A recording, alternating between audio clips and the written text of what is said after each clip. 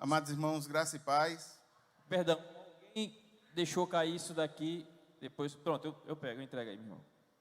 Amém. Gostaria que você abrisse a sua Bíblia no livro de Atos, no capítulo 16, a partir do versículo 11, avisando que nas próximas duas quartas-feiras, nós vamos ter, na próxima quarta-feira, uma mensagem estratégica sobre ansiedade, e na última quarta-feira desse mês de março, uma mensagem estratégica sobre ira. Hoje vamos a Atos, no capítulo 16, a partir do versículo 11. Gostaria que você achasse aí o texto, ficasse com ele guardadinho.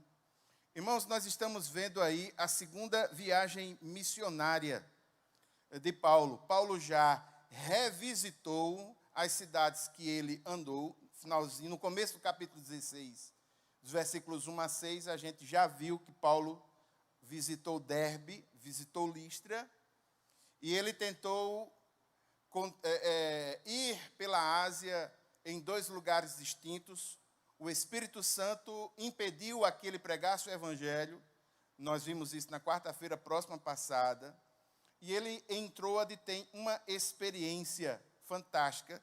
Essa experiência faz com que ele mude o sentido do seu empreendimento missionário. Ao invés dele ir para os distritos na Ásia, a partir de Troade, ele entra na Europa. Ao invés de ele investir mais ao Oriente, agora o Senhor o conduz ao Ocidente. Nós vamos ver, irmãos, que Paulo ele tem uma estratégia missionária muito bem definida. Paulo ele vai às cidades mais importantes. Se essa cidade ela tem importância, é um grande centro comercial, é um grande centro administrativo, ou é um grande centro cultural, com certeza Paulo irá fazer o seu percurso missionário utilizando essa possibilidade de ir até essa cidade, porque ele sabe que o evangelho nessas cidades tem uma capacidade de melhor propagação, de melhor distribuição. Atos, no capítulo 16, os versículos 11 e 12, o texto diz assim: Tendo, pois, navegado de Troade, fomos diretamente para Samotrácia, e no dia seguinte a Neápolis. Dali, fomos a Filipos, cidade da Macedônia, primeira do distrito e colônia romana nesta cidade. Nós permanecemos lá alguns dias. Versículos 11 e 12. Olhe para mim um momento. Irmãos, um dos grandes problemas que nós temos quando lemos os textos bíblicos é que nem sempre nós estamos com os recursos ao nosso lado. E nesse caso aqui, para que você possa ter uma compreensão melhor desse texto, era interessante que você tivesse um mapa para você ver o que foi que ele fez, por onde ele se movimentou. Depois que os missionários eles tiveram uma experiência em Troade, eles partem com destino a Filipos. Filipos é uma importante cidade na Macedônia. Só que eles passam pela Samotrácia, à noite, eles passam a noite em Samotrácia, aportam no outro dia para Neápolis, e de Neápolis eles vão para Filipos. Essas cidades que eu coloquei aí nesse mapa, são as cidades que fazem parte do circuito da segunda e terceira viagens missionárias de Paulo. Eu vou fazer um pequeno recorte, como diz o nosso pastor Nino, sobre o lugar aonde tem a ver com a situação que nós estamos aqui agora. Perceba aí esse pontinho onde tem Troade. Troade é uma cidade portuária importante. E eles partem de Troade para Samotrácia. Samotrácia é um arquipélago, um conjunto de arquipélagos, mas quando ele está falando em Samotrácia, nesse sentido, é o arquipélago mais próximo, o primeiro mais próximo aí do lado ocidental. Nesse lugar, nessa Samotrácia, você não tem aí um porto, você tem um ancoradouro. Os estudiosos dizem que é possível que Paulo tenha feito essa viagem no final da tarde, porque na época em que esse texto na época em que ocorreram as coisas que esse texto narra, É possível que, nesse momento, no meio da tarde, aproximadamente, o mar Egeu, essa parte de cima faz parte do mar Egeu, estivesse calmo, e eles fizeram a viagem na parte da tarde. Como não dava para chegar até Neápolis, está vendo ali o pontinho onde tem Neápolis, não dava para chegar no mesmo dia, eles ancoraram na Samotrácia, nesse porto, que na realidade não é um porto, é um ancoradouro simples, um pier bem simples. Lá eles passaram a noite. Samotrácia é muito importante aí para esse contexto, porque nessa ilha existe um monte que está a 1.800 metros acima do nível do mar e serve como referencial marítimo para os navegadores que navegam na parte superior do mar Egeu. Então, a noite passa em Samotrácia, logo pela manhã, destino a Neápolis e de Neápolis a Filipos. Por que é que ele faz esse roteiro? Ele está fazendo um roteiro em cima das vias romanas, e ele está aproveitando uma via romana importante chamada Via Inácia, que faz aí de leste a oeste, nessa região, aproximadamente 640 quilômetros de vias pavimentadas e, em muitos lugares, com postos de segurança guardados pelos guardas romanos. Quando Jesus encarna, o texto em Gálatas diz que ele veio na plenitude dos tempos. E, de fato, irmãos, nesse momento, no século I, não apenas a língua, o grego, proporciona a que os missionários tenham uma mobilidade linguística muito grande nesse mundo antigo, como também as vias, as estradas que o Império Romano havia feito, ligando essas principais cidades, serviam de roteiros naturais para os missionários, garantindo para eles uma viagem tranquila. E eles chegam até a cidade de Filipos. Filipos, como eu falei, é uma cidade muito importante, conhecida porque ela tinha uma produção de ouro. Filipos tinha minas de ouro, era um grande centro cultural, um grande centro educacional, havia uma famosa escola de medicina, e um dos imperadores romanos, chamado Augusto, concedeu a Filipos a possibilidade de que ela fosse uma espécie de extensão direta de Roma, ou seja, as leis em Filipos são as leis romanas, não apenas no seu sentido civil, mas no sentido administrativo também. Tanto é que muitos dizem e fazem a brincadeira de que Filipos seria uma espécie de mini-Roma no que tange a questão administrativa.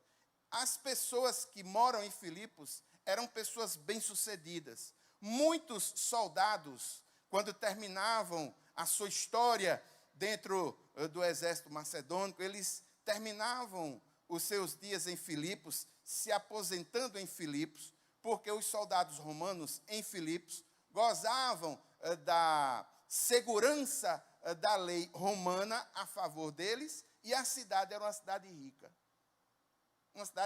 Uma cidade boa, nós podemos assim, confortável para quem tinha um bom poder aquisitivo. E é nessa cidade que Paulo vai se estabelecer, pregando o evangelho já em terreno europeu, um distrito importante.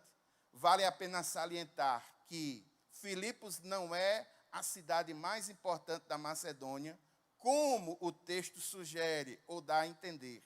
Na realidade, a Macedônia está dividida em 4 distritos e Filipos, do seu distrito, ela é a mais importante. A ideia é essa. Versículos 13 a 15, o texto diz assim, vamos lá. No sábado, saímos da cidade para a beira do rio, onde nos pareceu haver um lugar de oração. E assentando-nos, falamos às mulheres que haviam se reunido ali. certa mulher chamada Lídia, da cidade de Tiatira, vendedora de púrpura, temente a Deus, nos escutava. O Senhor lhe abriu o coração para que estivesse atenta ao que Paulo dizia. Depois de ser batizada, ela e toda a sua casa nos fez esse pedido. Se julgam que eu sou fiel ao Senhor, venham ficar na minha casa. E nos constrangeu a isso. Olhe para mim um momento. Irmãos, a quantidade de judeus em Filipos não suporta a que Filipos tenha uma sinagoga local. Paulo agora está enfrentando uma comunidade, está enfrentando um público eminentemente gentílico, praticamente quase que na sua totalidade, romano. Para poder ter uma sinagoga em uma cidade, era necessário que tivessem 10 chefes de família judeus. E a partir desses 10 chefes de família, eles se reunindo, poderiam constituir uma sinagoga com o apoio de algum rabino que fosse, ou no sacerdote, toda aquela estrutura da religiosidade judaica, alguém que lhes desse apoio na abertura de uma sinagoga. Mas nós vemos logo no versículo 13, no início, que Paulo vai querer estabelecer um ponto de contato, um relacionamento. E como ele sabe que lá não tem sinagoga, ele vai para o rio que é próximo a Filipos. O rio próximo a Filipos é um rio chamado Rio Gangites. Não é Ganges, é Gangites. E por que é que essas mulheres, elas vão ao rio Gangites no sábado? É porque na religiosidade judaica, se porventura eles precisassem, em algum momento, exercer algum ritual de purificação que utilizava a água, e isso na cultura judaica é muito importante, eles já estariam perto do rio, e no rio lá, eles já faziam esses rituais de limpeza cerimonial. Perceba que esse lugar, esse rio, é tido como um lugar de oração, e no sábado, o sábado é um dia especial para o judeu. Então, Paulo sabia que aquelas mulheres que ali estavam eram mulheres judias. E nessa cidade, como não tinham número suficiente para uma sinagoga, era fácil deles estarem ali. E Paulo acertou. Outra coisa que vale a pena ressaltar para vocês é que, do ponto de vista do governo romano, você só poderia ter religiões diferentes se elas fossem apoiadas pelo governo romano. A religião judaica, o judaísmo, era tido pelo governo romano como religio lícita, ou seja, era uma religião que era permitida, mas não era incentivada. Ou seja, o governo romano simplesmente fazia a política da boa vizinhança. Você tem aí a sua religião, mantenha-se a ela, entendendo que o governo não vai tomar gerência alguma na disposição dela, não vai ter separação mesmo. É uma religião que é permitida, mas não é incentivada. No caso do cristianismo, irmãos, que está nascendo agora, que está tomando corpo agora, não é do conhecimento romano, não é do conhecimento do governo romano. E o governo romano qualifica o cristianismo como religio licitae, ou seja, ela não é permitida, não é incentivada e não será, e será hostilizada, com certeza, com certeza. Esse era o padrão. Essas mulheres, elas estão aí, um lugar para os judeus de oração. Tem poucos judeus, não tem como estabelecer uma sinagoga. Paulo e sua equipe missionária estabelece um canal de comunicação, e como é prática dentro da religiosidade judaica, eles têm a possibilidade de falar a essas mulheres a convite delas mesmas. Perceba que isso é uma prática deles. Quando alguém de fora vem visitando a sinagoga, os que dirigem a sinagoga geralmente facultam a palavra àqueles que vêm de fora na expectativa de uma palavra de esperança. Então, essas mulheres que estão aí orando no rio, um rio que já tem o status de lugar de oração, eles têm a possibilidade de falar a essas mulheres. As mulheres dão boas-vindas e esperam algo dos missionários nesse sentido. E aqui eu quero dizer, irmãos, apesar do grupo aí ser pequeno, a presença do Senhor é poderosa. Veja o versículo 14. Certa mulher, chamada Lídia, da cidade de Tiatira, vendedora de púrpura, temente a Deus, nos escutava. E o Senhor lhe abriu o coração para que estivesse atenta ao que Paulo dizia. Algumas coisas interessantes. Em primeiro lugar, Lídia não é nome próprio. Lídia é o nome da cidade de onde ela veio. Ela veio da cidade de Lídia, no distrito de Tiatira, lá na Ásia Menor. Ela saiu da Ásia e vai ouvir o Evangelho na Macedônia. O que é interessante é que a construção do texto dá a entender que chamam ela de Lídia, como nós, muitas vezes, apelidamos as pessoas no nosso ambiente de trabalho, aqueles que vêm de fora. Por exemplo, eu, quando trabalhava em Curitiba, muitas vezes eu fui chamado de Paraíba. Ei, passa aí essa planilha que o Paraíba resolve. Paraíba resolve, Paraíba resolve. Em Curitiba, em função, acredito que do meu biotipo, do meu jeito de falar, no prédio onde eu morava, as pessoas pensavam que eu era baiano. E lá eu fui chamado baiano. Não, é no prédio do baiano, baiano. Com Lídia acontece a mesma coisa. Lídia não é nome próprio. O nome que ela tem é o referencial da cidade onde ela veio. É interessante isso, né? É o referencial da cidade onde ela veio.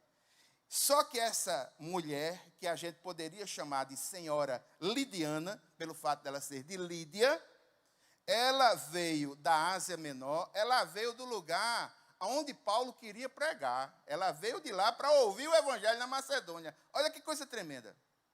Olha que coisa tremenda. Essa mulher, ela era bem-sucedida.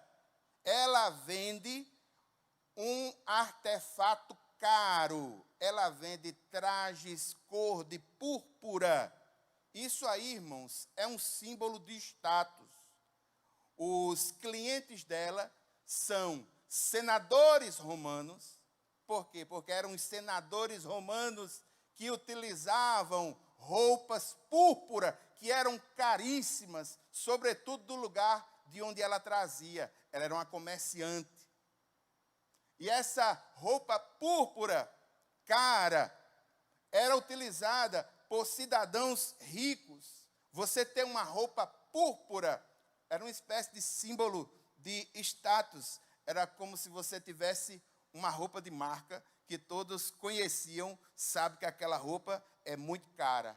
Então é razoável entender que essa cidadã de Lídia, ela é bem-sucedida, ela pertence a uma classe de mercadores abastados. É razoável entender que a casa dela é uma casa espaçosa e é razoável entender que ela tem muitas pessoas na sua casa, não só da sua família, mas pessoas que trabalham para ela, porque a palavra casa, na língua original e no texto como é utilizado aí, ikos, dá o sentido não só de casa no seu sentido familiar, mas todos aqueles que participam da casa, cuja dona é Lídia, essa empresária de sucesso, se eu posso dizer nos termos contemporâneos, é esse. Entenda que em Tiatira, ela já tinha tido um encontro com o Deus de Israel. Quando Lucas registra o texto, diz que ela é temente a Deus. Essa designação é uma designação técnica do Novo Testamento para indicar que essa Lídia já era uma simpatizante do judaísmo. Ou seja, ela já conhecia o Deus de Israel, já tinha tido algum tipo de conhecimento dos escritos do Antigo Testamento e ela já tinha afeiçoado-se a esse Deus de Israel. Era uma simpatizante do judaísmo. Irmãos, louvado seja o nome do Senhor. A obra é do Senhor. Esse Cristo que preparou Lídia em Tiatira por meio dos ensinos do Antigo Testamento, agora está confrontando ela aí em Filipos, através de Paulo.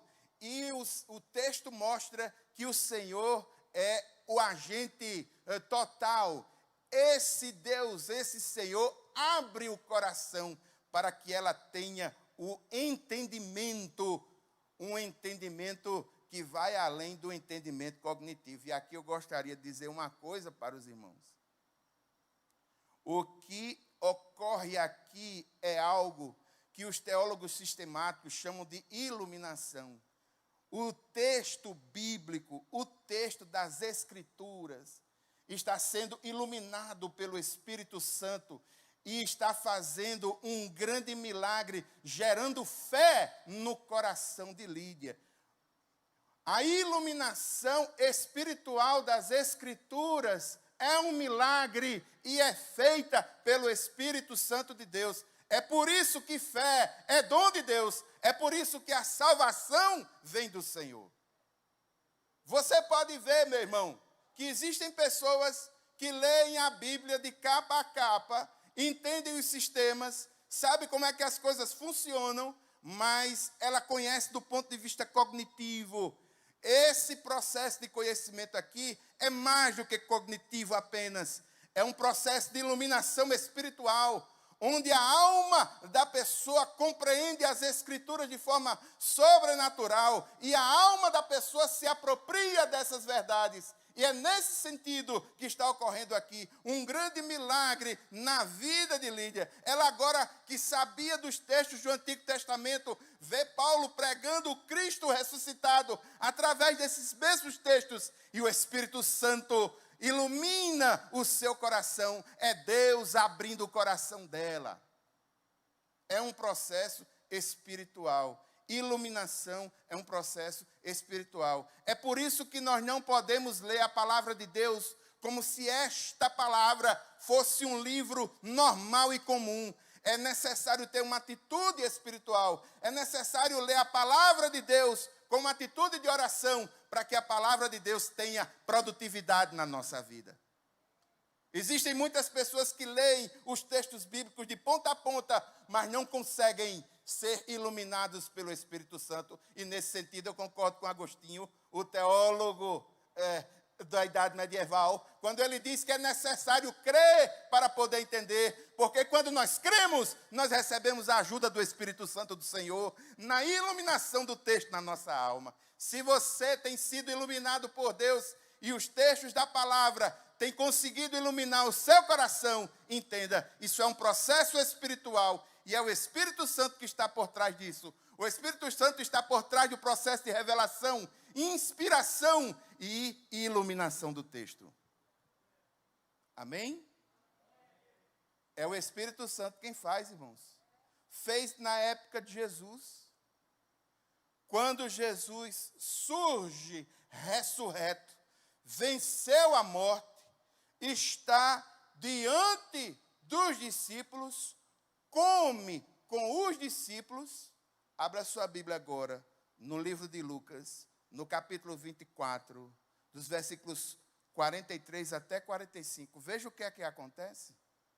Lucas, no capítulo 24, dos versículos 43 até 45.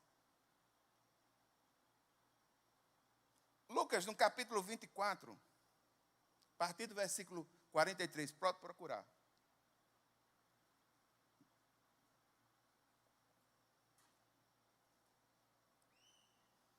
Lucas 24, a partir do versículo 43, diz assim: e ele comeu na presença deles. Isso aí é Jesus ressuscitado. Versículo 44. A seguir, Jesus lhes disse: são estas as palavras que eu lhes falei, estando ainda com vocês. Era necessário que se cumprisse tudo o que está escrito a respeito de mim, aonde? Na lei de Moisés, nos profetas e nos salmos. Ou seja, nos textos do Antigo Testamento. Aí quando Jesus diz isso, versículo 45, então lhes abriu o entendimento para compreenderem as Escrituras. Está vendo aí? Está vendo que essa compreensão não é uma compreensão técnico-cognitiva, de memória, de inteligência, mas é uma compreensão espiritual, um estalo espiritual, um insight espiritual específico, onde eles veem Jesus ressurreto ali, e eles fazem a ligação de tudo aquilo que aconteceu com os ensinos que haviam, a partir da lei, dos profetas e dos escritos. Aí dá aquele estalo na mente assim. Tã, é mesmo. Rapaz. Aí o cognitivo, ele é abençoado pela iluminação. O Espírito Santo é quem faz a compreensão e a pessoa começa a perceber o texto de uma forma maior, de uma forma bem mais específica. Esse grande milagre aconteceu aí com essa mulher importante. Depois de ser batizada, versículo 15, e aqui é razoável entender que ela professou a sua fé no Senhor Jesus. Eles aproveitam que já estão ali no rio, e ela é batizada. Ela e toda a sua icos, toda a sua casa. E ela faz um pedido juntamente com eles. Se julgam que eu sou fiel ao Senhor, venham ficar na minha casa, e nos constrangeu a isso. Uma observação sobre a palavra constrangeu. Irmãos, hoje em dia, essa palavra constrangeu, ela tem um sentido negativo no português contemporâneo, sobretudo falado. Mas a palavra constrangeu também significa motivou. Ela também tem um sentido positivo, muito embora as pessoas não a utilizem no seu sentido positivo. Quando Paulo fala, o amor de Cristo nos constrange, na língua original é a mesma palavra. E a gente sabe que não é um constrangimento no seu sentido negativo, mas é uma motivação. A palavra que motiva, o amor que motiva. E aqui ela está motivando a que eles venham ficar em sua casa, que não era uma casa pequena.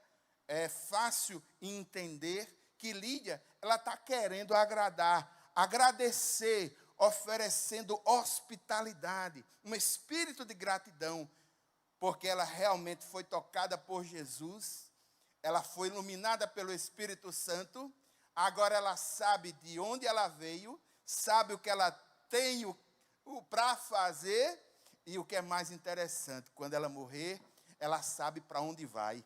E quem tem esse tipo de alegria na alma é uma pessoa que vai desenvolver gratidão, e a gratidão que ela tem é em receber as pessoas em sua casa. E ela os motiva a que vão até a sua casa. Só que aí acontece algo inusitado. Versículo 16. Aconteceu que, indo nós para o lugar de oração, veio ao nosso encontro uma jovem possuída de espírito adivinhador, a qual, adivinhando, dava grande lucro aos seus donos. Seguindo a Paulo e a nós, ela gritava, dizendo: estes homens são servos do Deus Altíssimo e anunciam a vocês o caminho da salvação. Isso se repetiu por muitos dias. Então Paulo, já indignado, voltando-se, disse ao Espírito: em nome de Jesus Cristo, eu ordeno que você saia dela. E na mesma hora, o Espírito saiu. Repita comigo: na mesma hora, o Espírito saiu. Eu gostaria de fazer duas observações. Em primeiro lugar, irmãos, no livro de Lucas e no livro de Atos, nós vamos ver um fenômeno muito interessante. No livro de Lucas, quando Jesus prega a mensagem do Evangelho, vai se criando um certo clima de oposição e de hostilidade. Lucas vai registrar isso no Evangelho. Do mesmo jeito, irmãos, na dinâmica da igreja, através dos apóstolos, quando esse Evangelho vai sendo pregado, vai sendo falado, eles vão encontrando oposição. Quero lembrar algumas dessas oposições. Quando não é uma oposição direta, é algum tipo de evento que tenta tirar o foco ou tenta distrair os missionários de sua missão principal. Eu quero lembrar aos irmãos aquilo que ocorreu no capítulo 8, quando Pedro e João estavam pregando o Evangelho e um certo Simão mágico oferece dinheiro a eles para receber o dom do Espírito. E aquilo ali cria uma espécie de pequeno constrangimento, pequeno não, um constrangimento significativo, e a gente percebe que é algo para tumultuar, para retirar a estabilidade, sobretudo o foco dos missionários na pregação do Evangelho. Algo que se levanta para trabalhar o movimento de um jeito mais simples. Isso não acontece só no capítulo 8, não. Quero lembrar aos irmãos, no capítulo 13, em Chipre, um camarada chamado Elimas se opõe à pregação de Paulo e Barnabé diante de Sérgio Paulo, que era uma pessoa importante, um procônsul. Ele se opõe para que Sérgio Paulo não creia no Deus de Israel. Ou seja, é uma batalha, é uma oposição, é algo que se levanta no sentido de atrapalhar, de diminuir, de tirar o foco ou de tirar as forças. E aqui acontece algo muito que faz parte desse contexto. O texto diz: uma jovem possuída de um espírito adivinhador. Na língua original, literalmente está uma jovem possuída do espírito de Pitom. E aqui, irmãos, nós precisamos saber por que é que os tradutores colocam como espírito adivinhador a tradução desse texto original. No Antigo Testamento, no livro de 1 Samuel, você vai ver lá uma mulher que Saul foi consultar a ela, e ela era uma médium. Lá em Endor, aquela médium, nos textos bíblicos, era chamada de pitonisa. Você se lembra? A pitonisa de Endor, que Saul foi até ela, para, através dela, saber o que haveria de acontecer com ele. E ela se assusta, e vocês sabem o contexto de 1 Samuel 28, se não me falha a memória. Por que pitonisa? Irmãos, já naquele tempo antigo, havia um certo tipo de mediunidade que se desenvolvia, as pessoas falando o futuro das outras, observando o andar das cobras, sobretudo das pitons. É por isso que é chamado de pitonisa no Antigo Testamento. Eu fui pesquisar sobre esses movimentos, e é engraçado, irmãos, como a gente vê muito desses movimentos místicos, mediúnicos, ao longo da história da humanidade. Enxergando o andar de cobra, enxergando borra de café, enxergando um bocado de coisa, o povo olha aquilo ali e tenta decifrar algum tipo de futuro para as pessoas que vão até elas, com o objetivo de querer saber, porque esse é um frisson que a humanidade tem. A humanidade foi e sempre será fascinada para querer saber o que vai acontecer no futuro previamente. É uma fascinação que a humanidade tem, que é terrível. Não é à toa, irmãos, que aqueles que propõem ou que dizem fazer esse tipo de coisa, as suas reuniões são cheias, são lotadas, porque todo mundo quer saber o que é que vai acontecer, se vai ser bom ou não. Isso é uma coisa que mexe com as pessoas. Já no Novo Testamento, quando esse texto é escrito, nessa época, o contexto é o mesmo. Ela está possuída do espírito de Pitom. Por quê? Porque na Grécia Antiga havia um mito de que um oráculo na cidade de Delfos era protegido por uma serpente lendária, cujo nome era Pitom.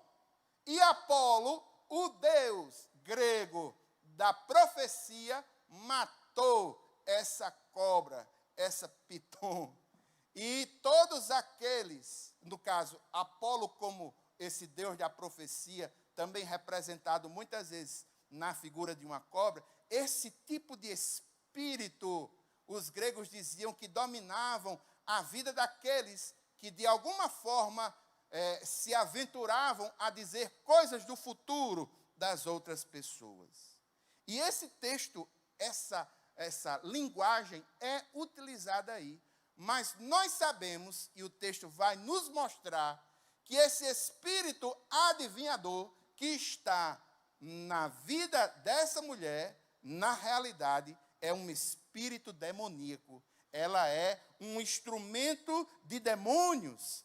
E esses demônios utilizavam essa jovem escrava, porque ela é uma escrava. O texto diz que ela tem donos, ou seja, ela é uma escrava pobre, oprimida, e que os donos utilizavam dessa habilidade que ela tinha para ganhar dinheiro com ela.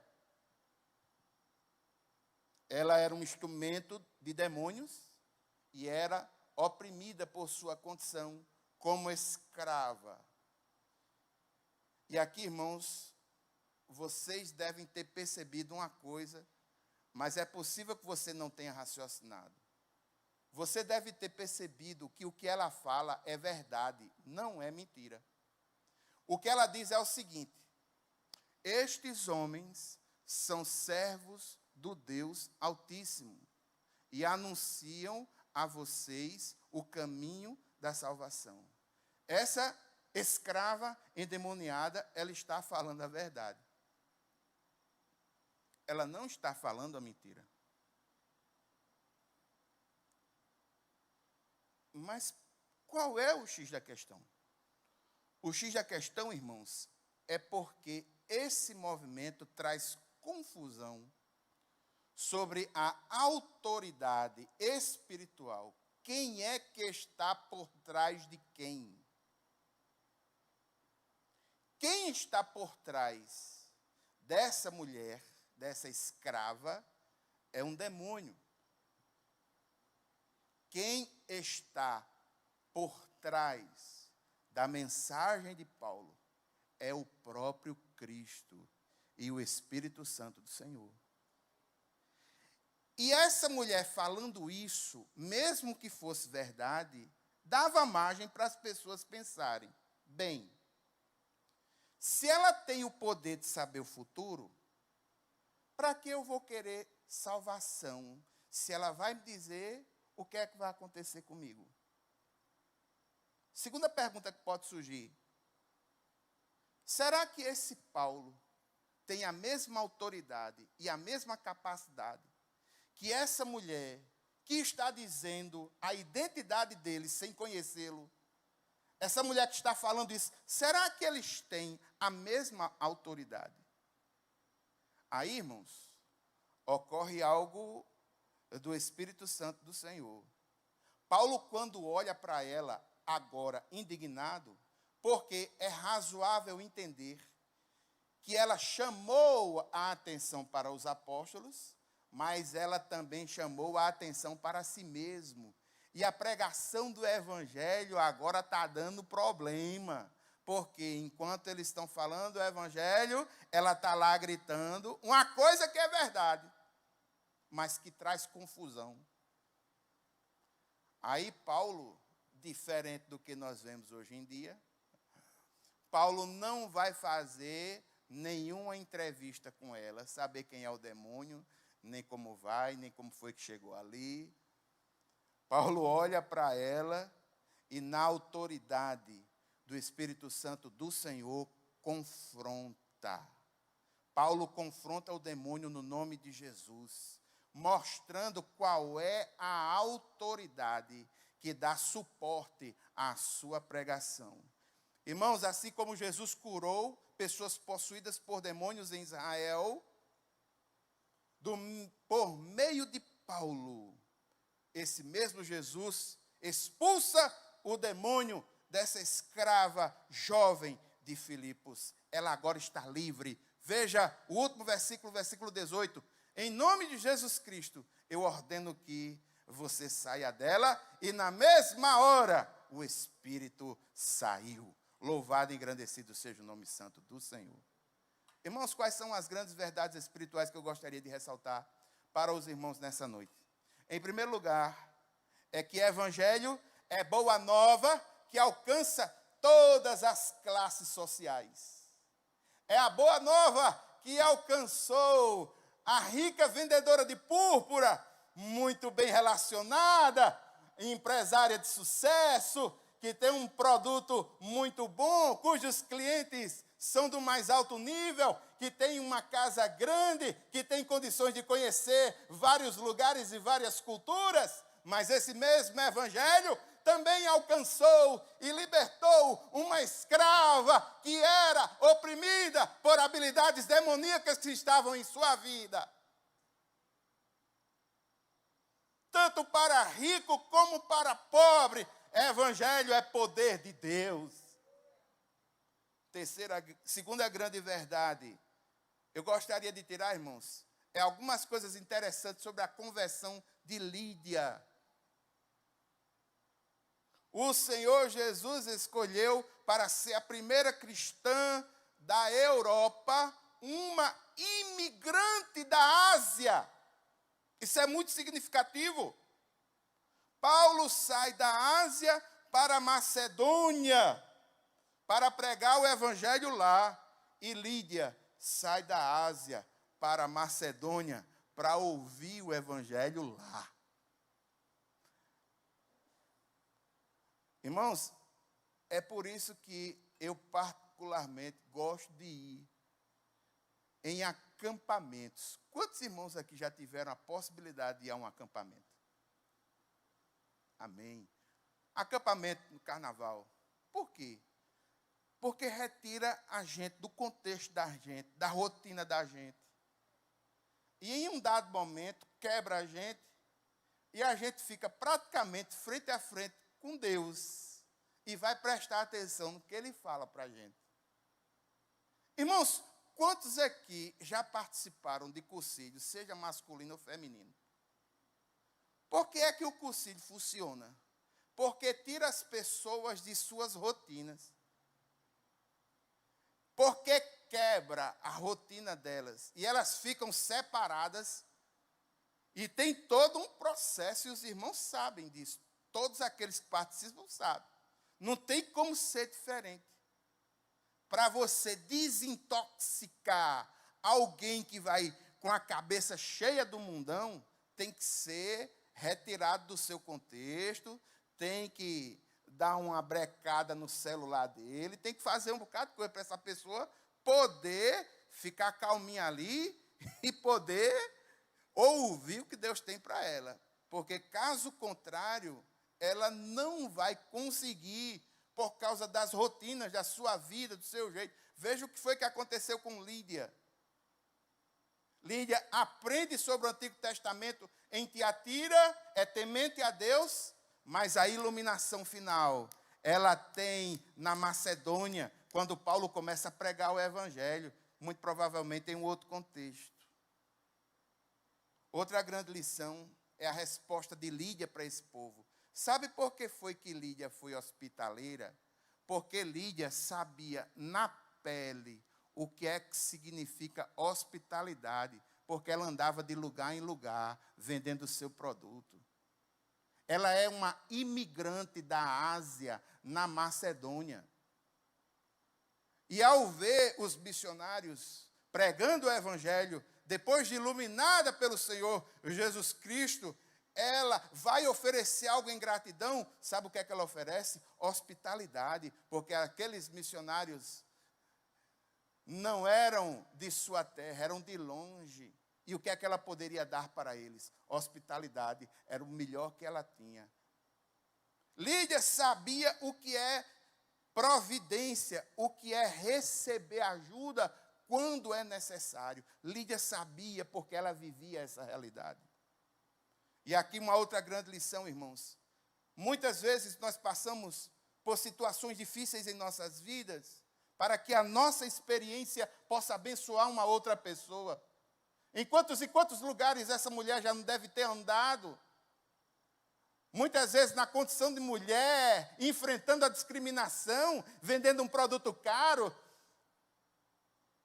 E por ser mulher, não podendo às vezes, tendo condição de pagar mais caro, mas tinha que submeter, quem sabe, a uma estalagem mais pobrezinha. Ela sabia, irmãos, na pele, o que é receber hospitalidade quando alguém vem de fora. Ela sabia e ela oferece, porque ela viveu essa experiência. É por isso, irmãos, que muitas vezes, alguns de nós enfrentamos de perto a depressão e vencemos. Porque através da nossa experiência de ter vencido a depressão, a gente vai ajudar uma outra pessoa a sair do buraco também. É por isso, irmãos, que muitos de nós passamos por experiências difíceis de quebrar, financeiramente falando, e o Senhor vai e restaura. Porque agora nós temos as lições da palavra e nós temos experiência para chegar para uma pessoa que está quebrada e dizer: se você viver os princípios da palavra e se você tiver fé no seu coração, o Senhor Jesus vai restaurar você, vai ajudar você. Ajudou a mim, vai ajudar você também. Irmãos, todas as experiências que nós passamos, elas podem ser utilizadas para a glória de Deus. Última lição desse texto. Prepare-se para a batalha. Repita comigo, prepare-se para a batalha. Irmãos, a mensagem do Evangelho nem sempre será pregada num ambiente de plena paz. Bote isso na cabeça. Quem já fez avanço missionário aqui sabe. Quando o carro do avanço missionário chega em algumas cidades no interior, que o pessoal vê todo mundo saindo, bonitinho de calça jeans, com aquela camisetinha, com o nome da missão aqui na frente, com a biblinha de lado. Eu digo isso porque eu já ouvi no começo da rua, as portas fazendo traco, traco, traco, traco, traco, traco, traco, se fechando tudinho. Não é sempre que essa verdade do Evangelho vai encontrar os homens de paz. Muitas vezes nós vamos estar pregando o Evangelho e vamos nos deparar com empecilhos, com impeditivos, com entraves, com dificuldades. E nós precisamos estar preparados para essas situações desconcertantes. Paulo estava preparado para essa situação desconcertante.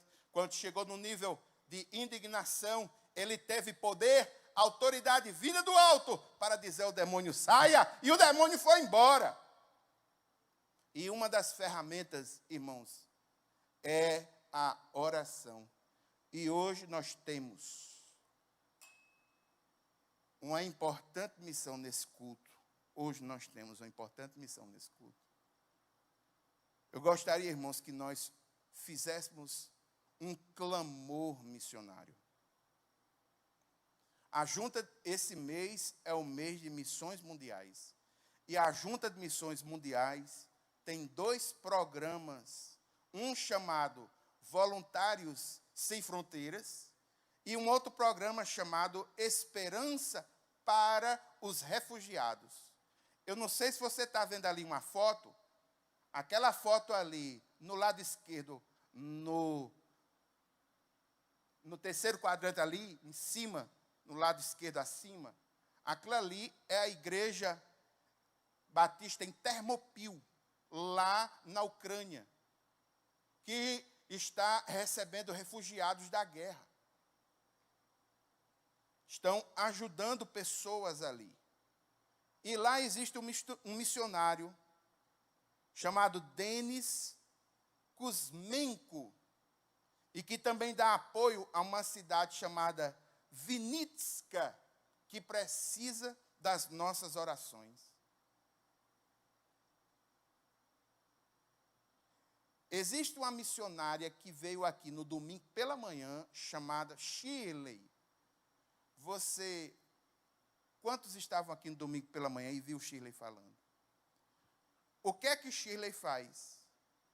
Lá na UFPB, ela leva o evangelho para alunos estrangeiros de outros países que vêm aqui estudar na universidade na Paraíba. Nós vamos orar por ela. E eu gostaria que nós orássemos também pelos missionários que vão para a Europa, para lá na Europa, evangelizar os muçulmanos que vão para lá para estudar. Então, tem muitos muçulmanos que vão para as universidades para estudar. Quando chegam na Europa, o evangelho lá é pregado. Quando eles retornam para os seus países de origem, eles já retornam novas criaturas. E por último, irmãos, nós vamos levantar um clamor pela crise humanitária que vai abalar a Europa. E eu vi um dado estatístico que eu ainda vou confirmar. 90% dos ucranianos foram empurrados para a pobreza. E isso haverá de criar uma espécie de desequilíbrio econômico a partir da Europa. Aquilo que já era ruim, porque todo mundo sabe, e enquanto essa ordem não for modificada, todo mundo sabe. A história da humanidade, do ponto de vista econômico, eu vou resumir agora. Os ricos cada vez ficam mais ricos e os pobres cada vez ficam mais pobres. Não coloque a sua esperança em viés ideológico, não coloque a sua esperança em sistemas econômicos, não coloque a sua esperança em supostos salvadores da paz, de carne e osso, para resolver essa equação, porque desde que gente é gente, quem é rico fica mais rico e quem é pobre fica mais pobre. E só Deus é quem pode dar um ponto final nisso, estabelecendo o seu reino, consolidando o seu reino. Enquanto isso não acontecer, não se preocupe, nem tem sistema econômico, nem ideológico, nem ser humano na terra que vá conseguir resolver essa equação. E se ele se levantar e for judeu, bota o olhão nele, que é possível que ele seja um anticristo, porque se ele conseguir alguma coisa, bota o olhão nele, que mais de ou menos dia ele diz quem ele é, aí começa o cacete, começa o rebuliço todo de novo. Nem se preocupe. Então, irmãos, o que é que nós vamos fazer? Nós temos aqui pessoas, nós temos aqui programas, nós temos aqui lugares e nós temos aqui uma causa. Aqui desse lado aqui, esses irmãos que estão nesse flanco aqui, eu gostaria que vocês orassem pelos programas. Orem pelo Voluntários Sem Fronteiras, que é um programa, e orem pela Esperança para os Refugiados. Esse, no meio aqui, vocês aqui do meio, gostariam que vocês orassem pelas pessoas. Orem pelo missionário Denis Kuzmenko, orem pela missionária Shirley, ore pela vocação dos missionários que são levantados nessa igreja, e tem gente se preparando para a ação missionária. Ore pelos missionários da nossa igreja, e ore também pelos missionários que trabalham com muçulmanos na Europa, aqui, Franco do Meio. Pessoal do lado de cá, vocês vão levantar um clamor pela economia mundial. Vocês vão levantar um clamor pela economia na Europa, a crise humanitária, os refugiados que estão saindo da Ucrânia, e vão orar pela economia mundial e a economia do Brasil. Essa aqui vai ser de vocês. Amém?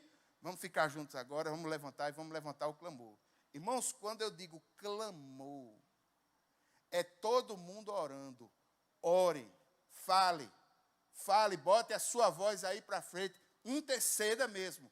Enquanto eu estiver orando, vá clamando você aí, coloque diante do Senhor esses pedidos que foram dirigidos. Vamos orar agora, vamos fazer um clamor missionário agora. Pai eterno e santo, Deus poderoso, como igreja do Senhor agora nós nos levantamos, fazendo um clamor missionário. Pai eterno e santo, Deus poderoso, nós estamos orando por programas, e nós queremos te pedir, Senhor, que o Senhor ajude a Junta de Missões Nacionais na condução desses programas, os missionários que estão ligados a ela, todos aqueles que fazem sua representação. Quero colocar nas tuas mãos, Senhor, os 2 programas que aqui foram falados, o de voluntários e a tenda da esperança, esperança para os refugiados. Pai eterno e santo, nós queremos orar também pelos missionários. Oramos pelos missionários que estão na Ucrânia, oramos pelos missionários que estão na Rússia também, oramos pelos missionários em todo o mundo. Queremos, de uma forma muito específica, orar por Shirley, orar por Denis Kuzmenko.